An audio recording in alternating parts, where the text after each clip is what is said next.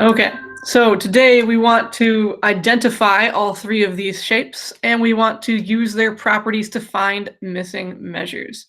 So go ahead and grab whatever it is you're using to take notes, and we'll get going.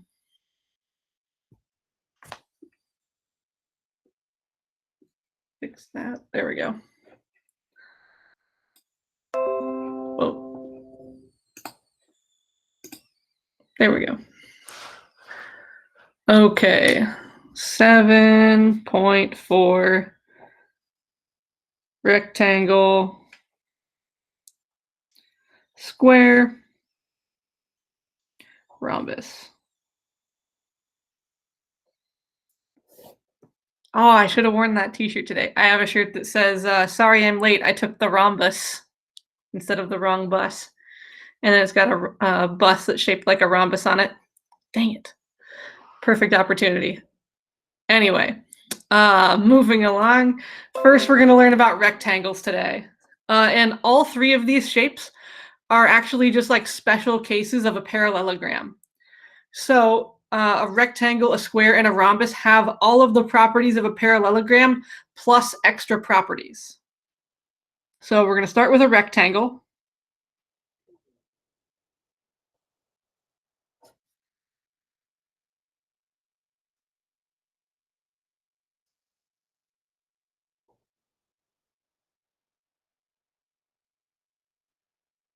A special parallelogram. Okay, so it has all of the properties of a parallelogram.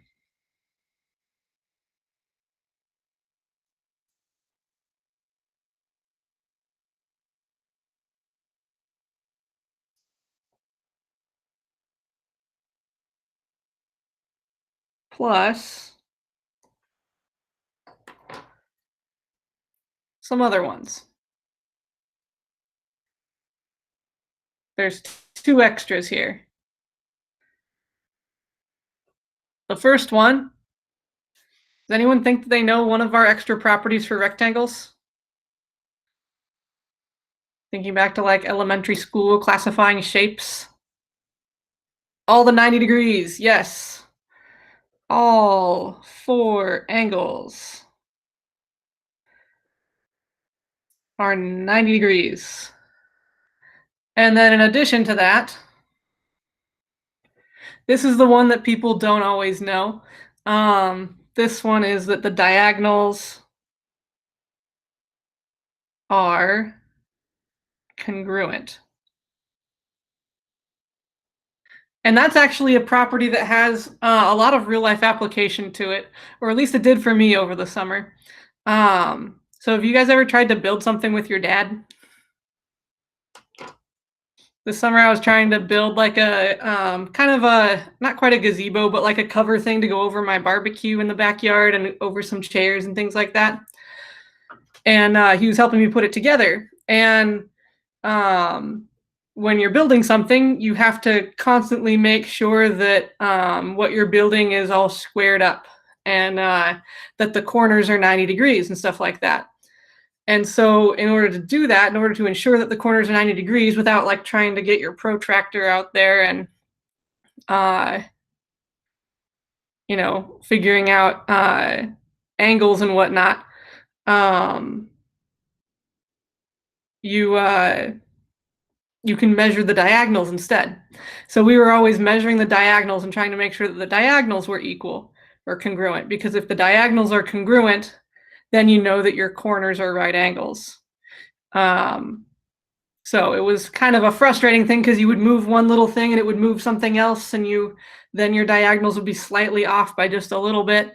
And but anyway, it was a practical application of geometry, and so I got excited and was like, oh my gosh, I can tell my geometry students about this. But anyway, so when you're building, if you want to make sure something has right angled corners, make sure your diagonals are congruent. So anyway, what that would look like picture-wise, you know something is a rectangle if the corners are all right angles.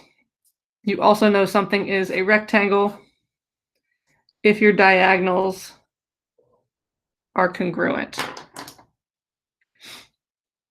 And what that also tells us is that since the diagonals also bisect each other, because it's also a parallelogram, that means that each of these four little portions of the diagonal are equal to each other. So not only is the whole length equal, but also each little half length are equal to each other. So that's going to be something else that's useful about rectangles. So let's do some examples of how we might use these new rectangle properties.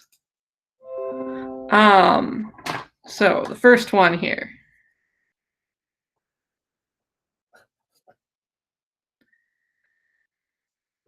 We're going to draw ourselves a nice rectangle.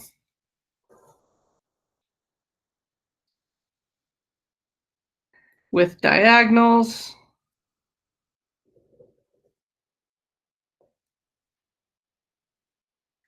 And let's see, we are told that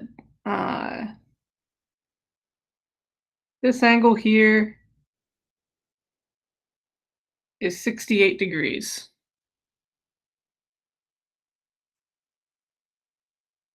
Okay.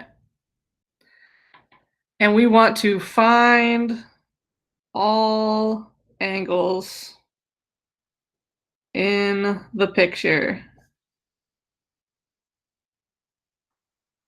Okay, so that might seem kind of like a tall order for being just given one angle and told that this is a rectangle. But we can do it because we can use a combination of our properties of rectangles, and also we're going to recall some of those properties of triangles. Yeah, you're right. These are vertical angles. So that's going to be one thing that helps us out here. That's the first thing we can do. We can notice that since this is 68 and these are vertical angles, this is also 68. Let's figure out all these four angles actually. What are these two going to be?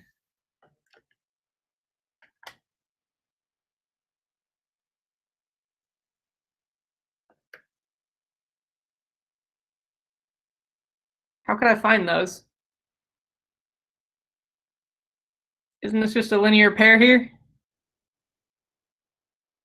So I can go 180 minus 68, which gives me 112. And then since this is 112 and these are vertical, they're both 112. So now we've got all four of those angles in the middle covered. Now we just have to find the rest. And finding the rest is going to involve a little bit of us remembering triangle properties, particularly isosceles triangles, because from the diagonals being congruent and the diagonals bisecting each other, we've all of a sudden created four isosceles triangles here. We've got this little isosceles triangle, this one, and this one. Okay, so what we can do then, if we remember the base angles theorem for isosceles triangles, that tells me that this angle is the same as this one because they're across from sides that are the same. It also tells me that this angle here is the same as this one because they're across from sides that are the same.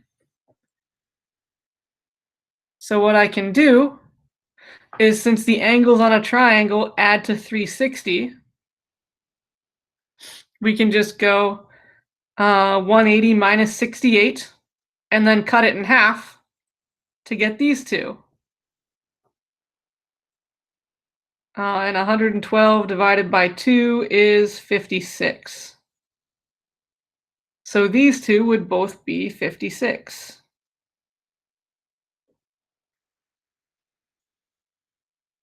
Okay. And then the same thing happens over here. You can transfer these two that are 56 over to here because it's the same triangle with a 68 and it's isosceles. So those would be the same. Then there's two ways that you can figure out these two angles here. You can either go 180 minus 112 and then divide that by 2, or we can take advantage of our first property that says the corners are all 90 degrees. So then we can just go 90 minus 56, which gives me 34. And that tells me that these are all 34-degree angles.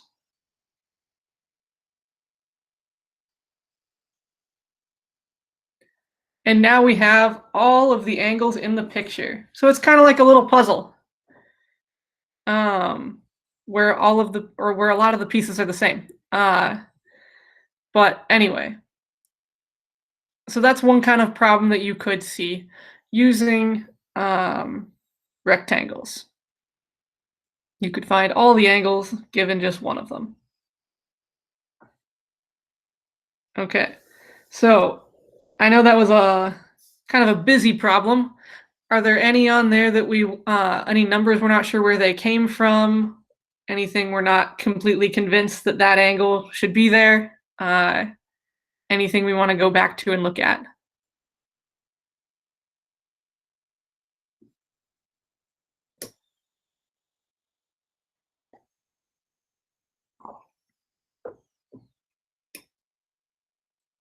Okay, I'm going to take my word for it. Okay, second example.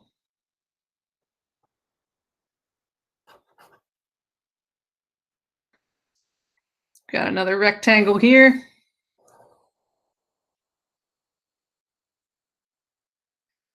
A, B, C, D. Got our diagonals. This point is M.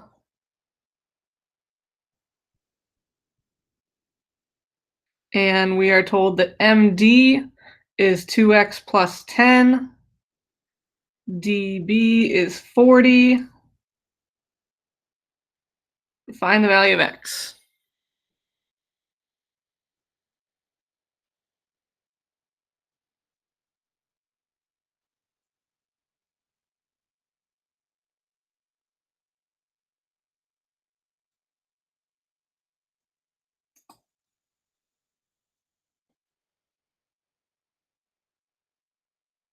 Okay, so for this one, we kind of want to take what we've got here and label our picture a bit. So it says MD, so that's just this portion right here, is 2x plus 10. And then it says DB, the whole diagonal, is 40. And we want to find x. All right, so this one is just like a regular parallelogram one. In fact, we could even be told that AM is 2x plus 10 and DB is 40 because remember, these are all four the same. And then the whole diagonal is 2 times each of these little pieces here. So for this one, there's a couple ways you could think of it. We could go 2x plus 10 plus 2x plus 10 equals 40. Or we could cut this in half since 40 divides by 2 nice and easy. And set it equal to just one of these parts. So that's what I think I'm going to do here. We're going to take the whole thing that's 40 and divide it by 2 and get 20. And then we're going to say 20 is equal to 2x plus 10. And then we'll solve for x that way. So we'll go minus 10, minus 10. 10 equals 2x. Divide by 2, divide by 2. And we get 5 equals x. Okay. So that's another kind of rectangle problem that you might see. Any questions with that one so far?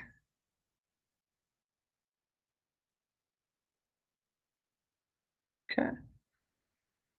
And if at any point you do have a question, feel free to type in the chat or unmute yourself and say so. But that's kind of the main idea with rectangles. We have all the parallelogram properties, so the opposite sides are equal, opposite angles are equal, opposite sides are parallel, and the diagonals bisect each other, plus the four corners are 90 degrees, and the diagonals are congruent to each other. So there's rectangles. Now we're going to kind of move forward and talk about squares and rhombi. Okay, so two more special parallelograms. And because they're so special, I'm going to get a new piece of paper. Okay, so moving along to squares.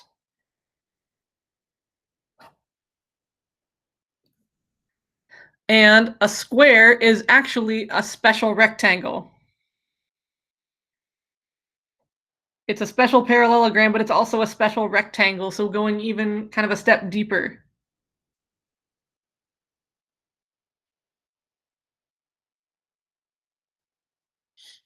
Have you guys ever heard the phrase, like maybe your elementary school teacher or middle school teacher said, every square is a rectangle, but not every rectangle is a square?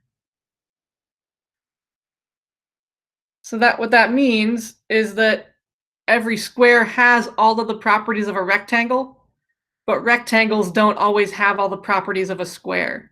So you can be a square and a rectangle at the same time, but you can't be a rectangle, or you might be a rectangle and a square at the same time, but you might not be. Yep, that phrase confused me for a long time too.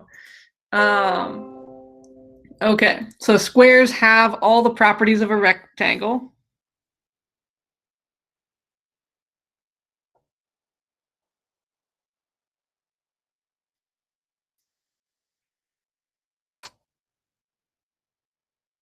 Plus,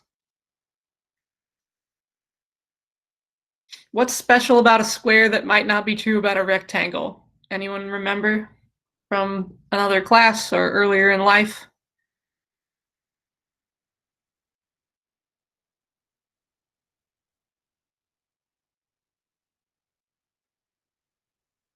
What's special about the sides on a square?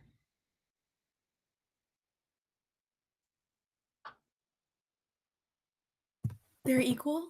Yeah, they're all equal. Exactly.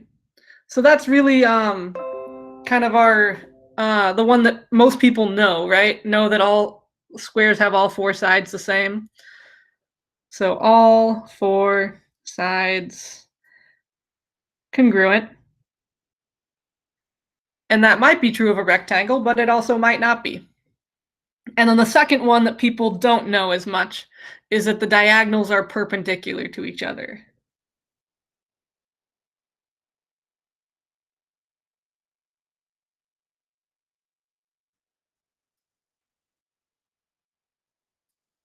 So remember, that means that they meet at 90-degree angles.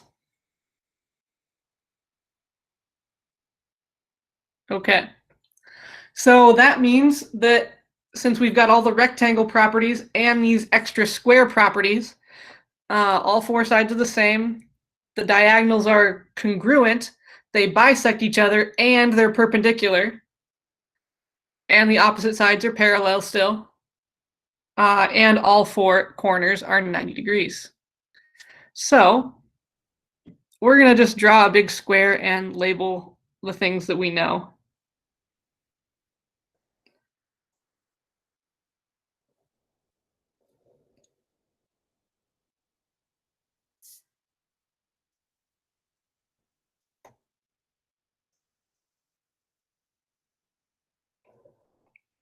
Okay. So the first thing we know is that all four sides are congruent. We also know that the diagonals are congruent and they bisect each other. So that tells me that all four of these little parts are still the same, just like they were on a rectangle. We also know all the corners are 90.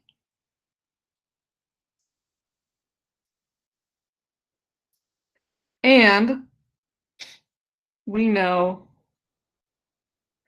that the diagonals meet up at a 90-degree angle. So all four of these are 90 as well.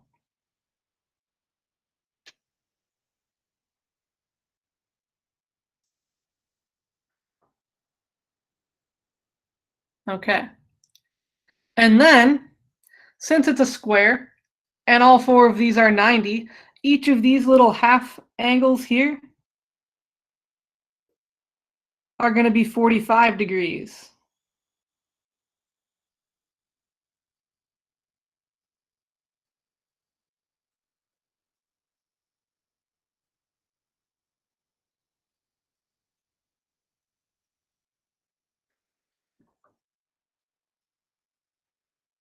Because we've got these little isosceles triangles, and we know that this one is 90, so 180 minus 90 cut in half gives you two 45-degree angles, which means those are all little 45-degree angles, which also tells us that these diagonals, kind of our third property here, a little bit of a surprise property, a little bit of an add-on here that we get from the diagonals being perpendicular, is that the diagonals bisect the corners. The diagonals are angle bisectors.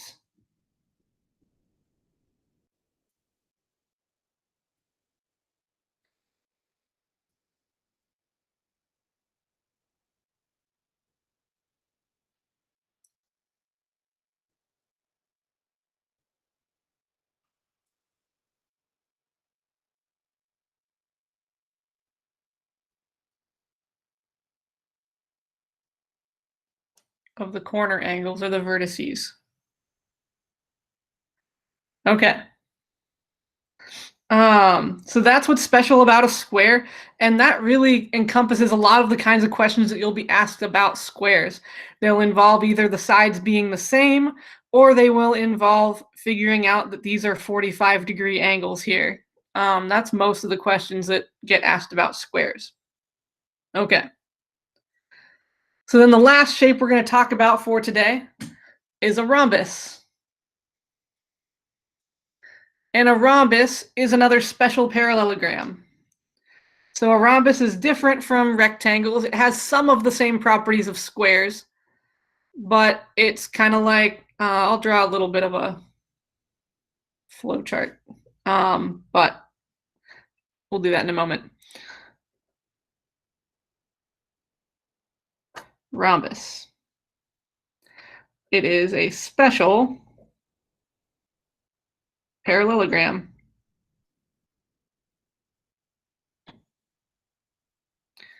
So what that tells us is it has all of the properties of parallelograms.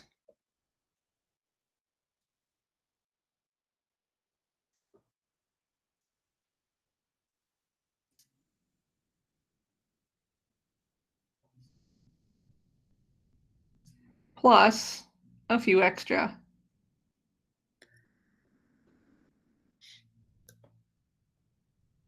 Okay. So the first one. On a rhombus, all four sides are congruent.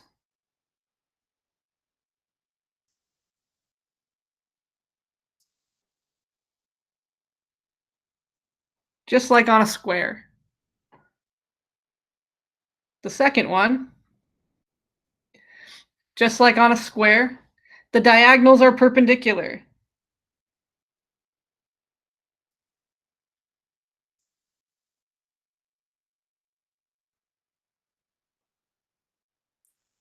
And just like on a square, the diagonals are angle bisectors for the corners.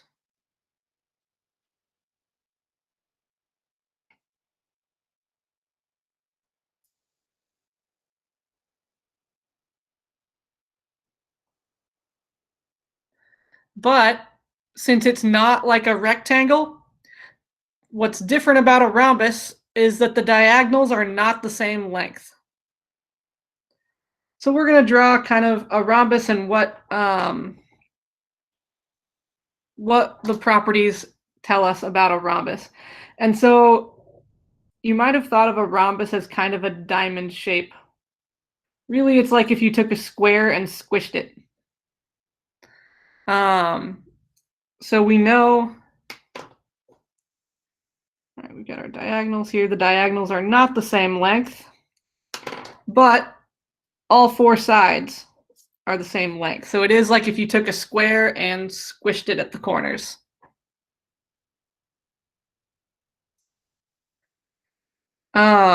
We still know the diagonals bisect each other, just like it does on a regular parallelogram.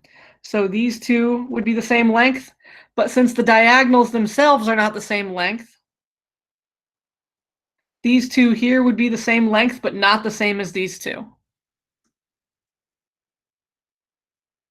We also know that the diagonals are perpendicular. They meet up at 90 degrees. So this is a right angle, and so are all four of these.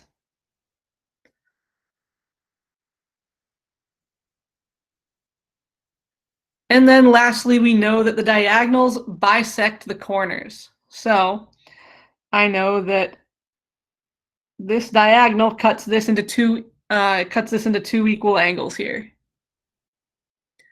And we also get two equal angles over here. And we get two equal angles here and two equal angles here. And since, just like on regular parallelograms, the opposite angles are congruent, that means that these two little angles and these two little angles are all congruent to each other. Just like these two little angles and these two little angles, all four are congruent to each other. Okay, and then just like usual, the opposite sides are parallel to one another as well, since it is a parallelogram. Okay, so that's everything we know about a square and about a rhombus. We're going to do a couple of examples.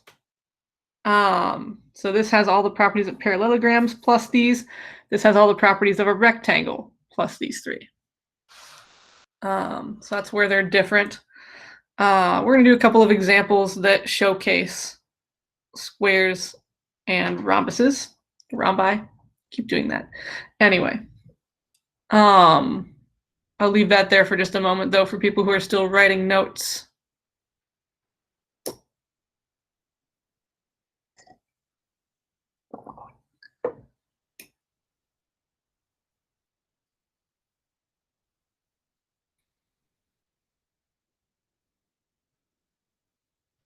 Actually, while we're still here, I'm going to write that flow chart kind of. So we've got parallelogram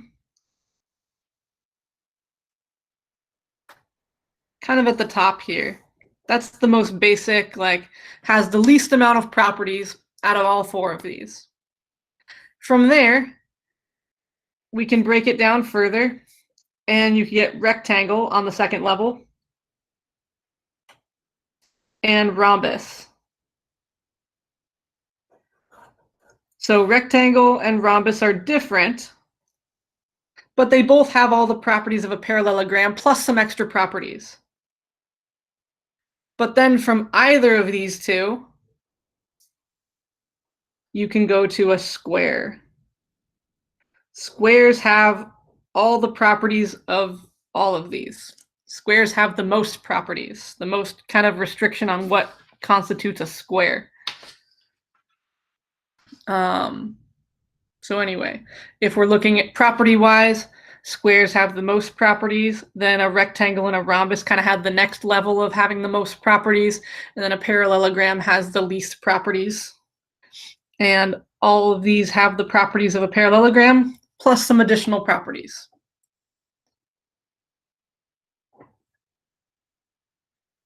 Okay. So let's get to a couple of examples here. And if you didn't quite catch something on there, I will post the notes right after class. Okay. So let's see, we've done 2 examples for today so far. So example number 3.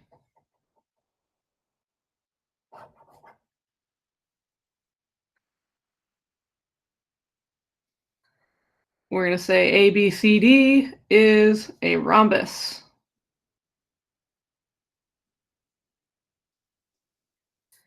Measure of angle DOC is 2x minus 2.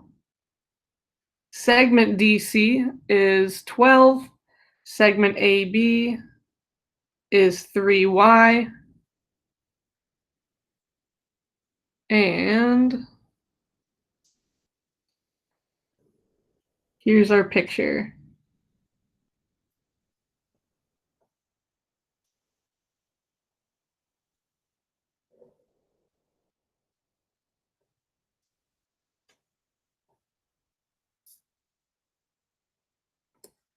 And this point in the middle is point O. Okay. So given that information, we want to find the values of x and y.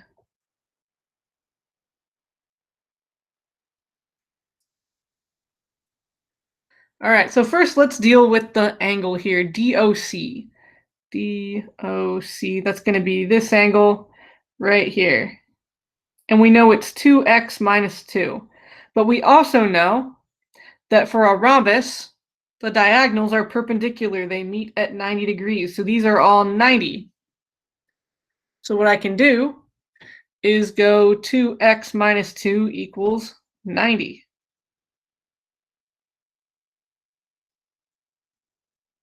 And then I can solve from there. Add 2 to both sides. We get 2x equals 92. Divide by 2 on both sides and get x is 46. Okay.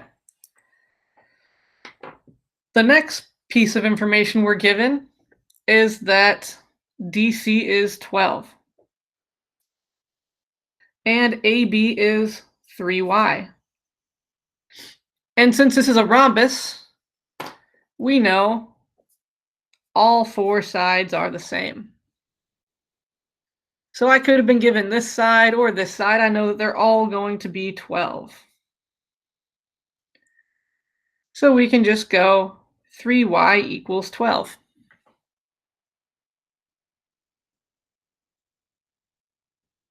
Divide by 3, divide by 3, and we get y is 4.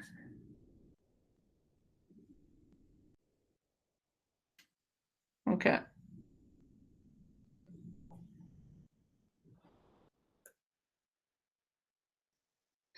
So looking at that one, any questions, anything that we're not sure about, any steps that we want to go back to, or numbers we're not sure where they came from?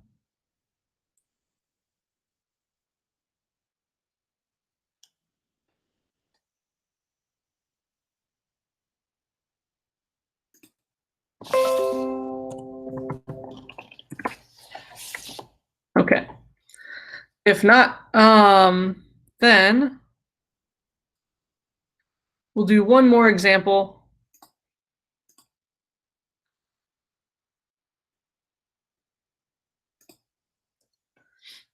And then we will get to our assignment. Actually, I'll probably have you guys, well, we'll do the U-tries on the assignment. Okay, example 4.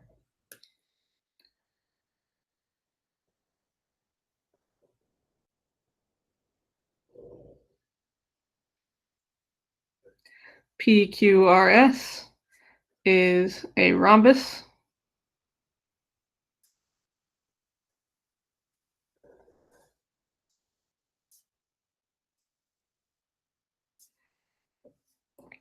T is going to be that middle point.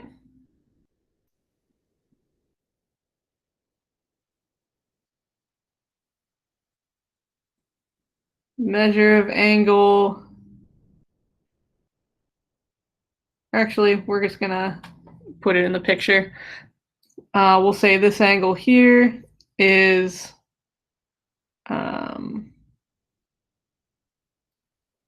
58 degrees.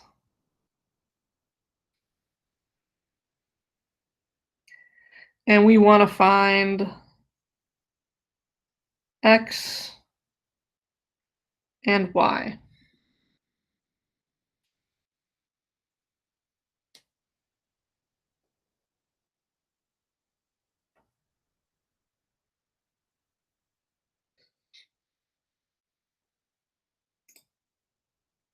Okay, so this one mostly comes down to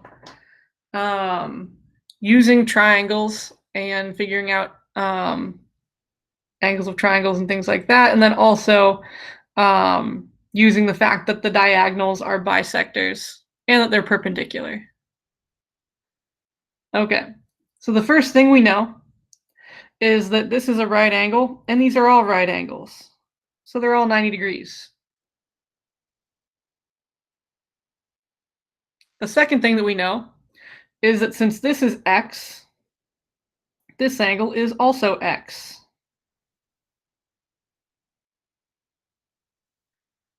So what can I do to figure out what x is?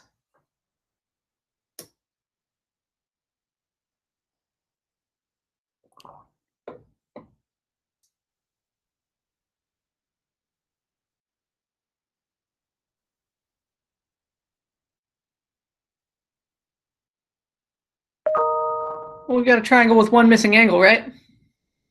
So I can just go 180 minus 90 minus 58.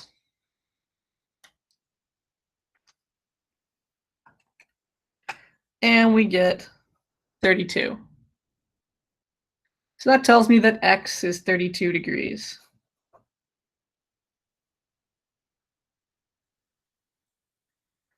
What do we think about y? Anyone have a hunch as to what y might be?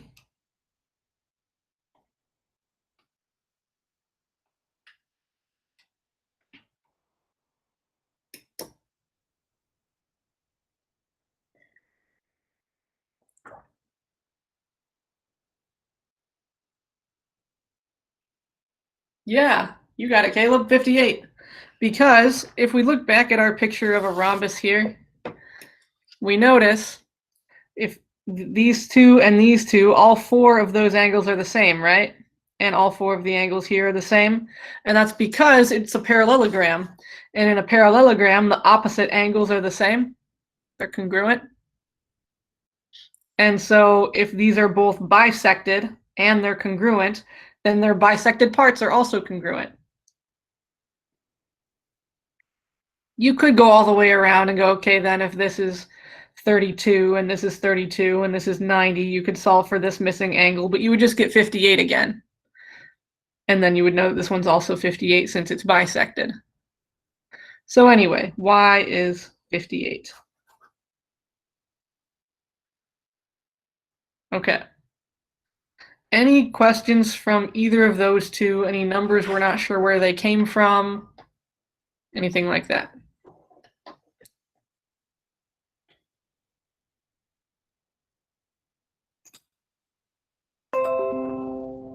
Okay. Then I'm going to go ahead and post the homework assignment. We're going to look at it together.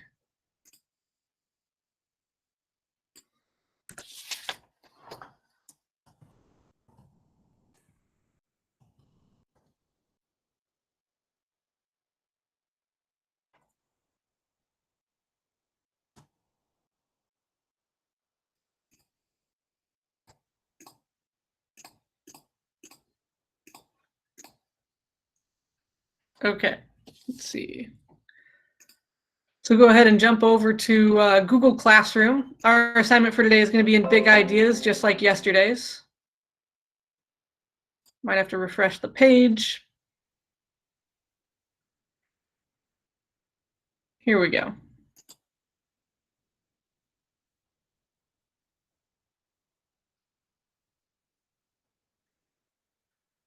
Okay, so today's assignment has a few more questions, but we're going to go over a couple of them together first. Classify the quadrilateral as specifically as possible. Okay.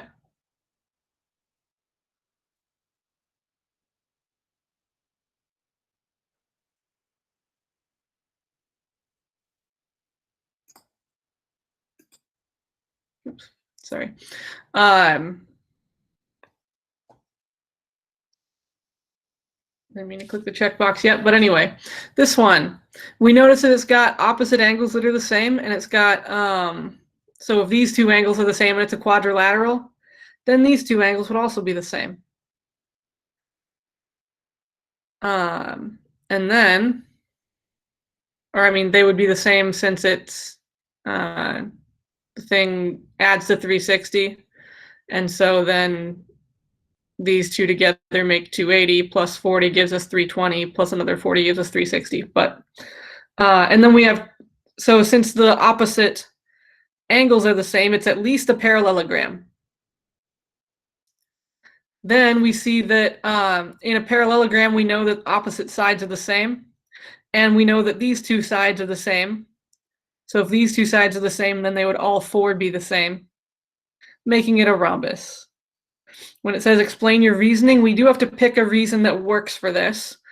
So let's see, all of the sides are congruent and all of the angles are congruent. Well, all the angles aren't congruent, it's only the opposite angles that are congruent here, so that one doesn't work. Opposite angles are congruent and adjacent sides are congruent.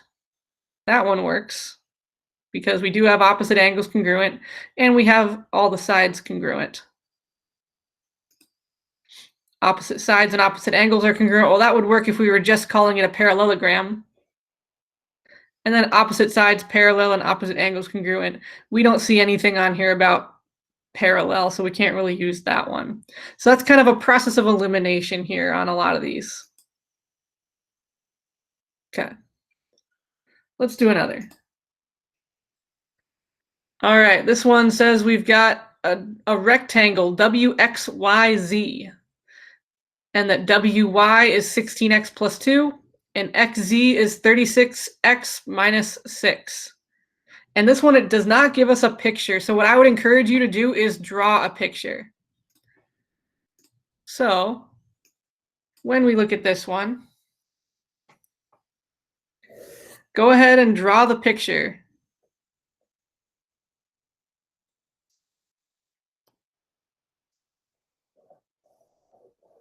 W, X, Y, Z. And draw it with the diagonals because it wants us to find the length of the diagonals. And then go ahead and label your picture. So on your notes somewhere, draw this picture and label it with WY and XZ. And then go ahead and try finding the lengths of the diagonals. See if you can set up an equation, and we'll talk about it in just a moment. When you think you've got it figured out, go ahead and type "got it" in the chat.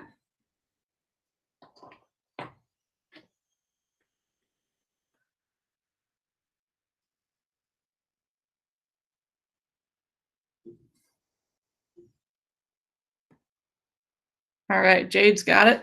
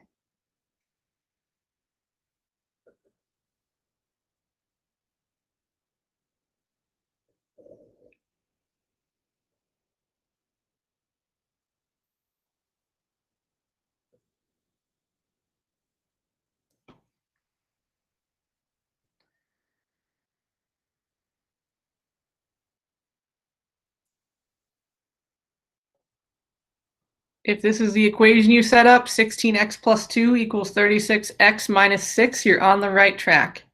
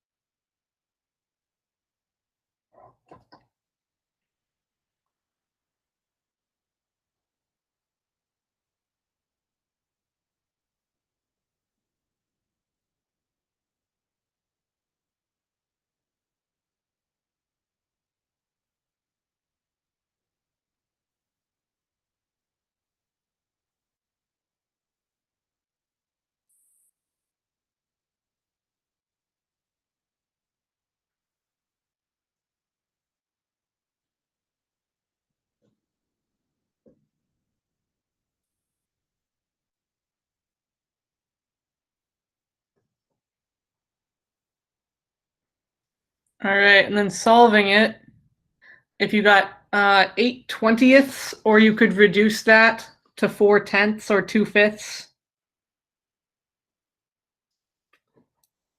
then we're on the right track. And then we want to find the actual length of the diagonal. So we have to plug that back in. So this one's a little bit more fractiony than usual.